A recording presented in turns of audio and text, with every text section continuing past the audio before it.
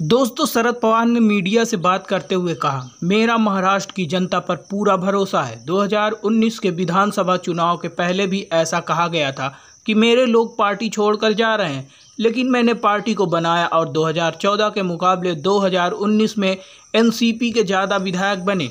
अजीत पवार की बगावत पर शरद पवार ने भी मीडिया से बात की। इस बातचीत में शरद पवार ने साफ किया, सरकार में शामिल होने का फैसला अजीत पवार का है और किसी ने भी उनसे इस बारे में बात नहीं की। पवार ने ये भी कहा कि वह जनता के बीच जाएंगे और उन्हें पार्टी कार्यकर्ताओं का पूरा भरोसा है। शरद पवार ने यह भी कहा कि जो लोग मंत्री बने हैं उनके चेहरों पर दिखी चिंता साफ दिखा रही कि उनके खिलाफ ईडी के केस हैं।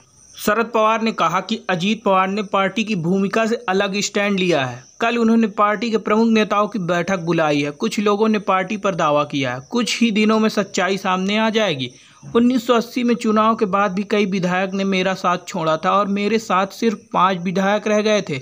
उसके बावजूद मैंने फिर से पार्टी खड़ा किया। जो लोग पार्टी छोड़कर चले गए हैं वो चुनाव हार गए।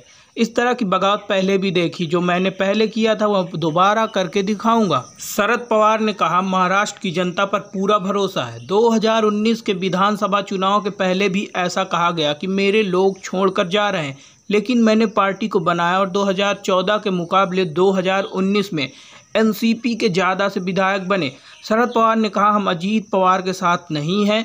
मैं महाराष्ट्र में घूम घूम कर जनमत बनाऊंगा। एनसीपी किसकी है इसका फैसला लोग ही करेंगे। शरद पवार ने आगे कहा, पार्टी के खिलाफ काम करने वालों के खिलाफ कार्रवाई की जाएगी। उनकी किसी से भी अभी तक बात नहीं हुई है। अजीत पवार से भी बात नहीं हुई है। शरद पवार ने कहा वह अभी भी पार्टी के अध्यक्ष हैं। बगावत करने वाले नेताओं को लेकर शरद पवार ने कहा कि प्रफुल्ल पटेल को उन्होंने पार्टी का महासचिव बनाया था, लेकिन उन्होंने धोखा दिया।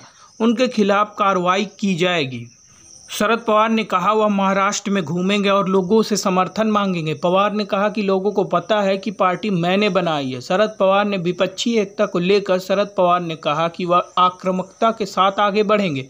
पवार ने कहा कि मोदी जी जो कर रहे हैं वो लोगों को पसंद नहीं। अजीत पवार को जनता जवाब देगी। इसके बाद शरद पवार ने ट्वीट भी किया। शरद पवार ने ट्वीट किया जिनमें उन्होंने लिखा कि 2 दिन पहले देश के प्रधानमंत्री का बयान राष्ट्रवादी कांग्रेस पार्टी के खिलाफ था।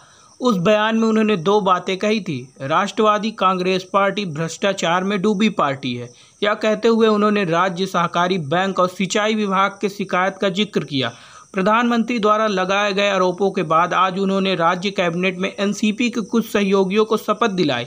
इसका मतलब प्रधानमंत्री द्वारा लगाए गए आरोप सही नहीं थे।